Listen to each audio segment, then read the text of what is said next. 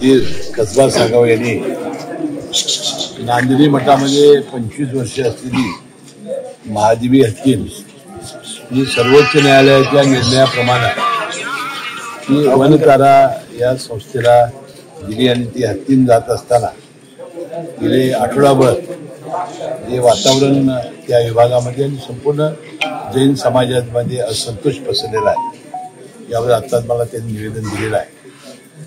कालच या वनताराचे CEO यांना कोल्हापूरमध्ये आणण्यात आलं होतं आणि त्यांनी सांगितलं की बाबा सर्वोच्च न्यायालयाच्या काय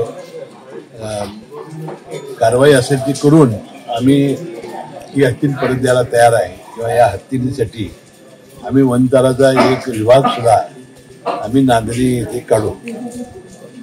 आता सुप्रीम कोर्टामध्ये जी केस आहे यामध्ये पेटा ही जी संस्था आहे ती प्राण्याचं संरक्षण व्हावं यासाठी काम करते आणि त्यांनी सर्वोच्च न्यायालयापर्यंत या जनावरांची देखभाल चांगली होणार नाही म्हणून अशा पद्धतीने देशभर ते काम करतात।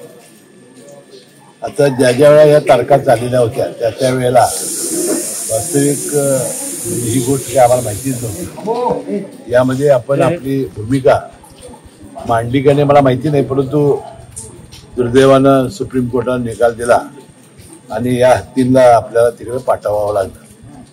तर जैन समाजामध्ये हत्तीबद्दल फार मोठ्या भावना आहेत। पंचकल्याण पूजा असेल, त्यांच्या जे जे धार्मिक कार्य आहेत त्याला हत्तीला फार मोठं महत्त्व आहे आणि म्हणून ही हत्ती 25 वर्ष या सगळ्या नांदणी आणि सगळ्या जैन समाजाने त्याचा चांगला सांभाळ केला होता।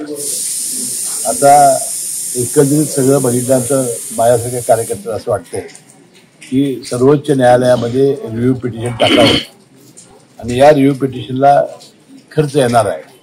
यासाठी चांगल्यातल्या चांगल्या कायदेशीर वकिलाचा सल्ला घेणं आणि याला फाईट करणं हे काम आपल्याला करावं लागेल। यासाठी जी लागेल ती मदत मी करायला तयार आहे। यासाठी हत्तीन परत आणण्यासाठी आपण सर्वांनी संकल्प केलेला आहे। आपल्या सर्वांच्या पाठीशी मी आहे।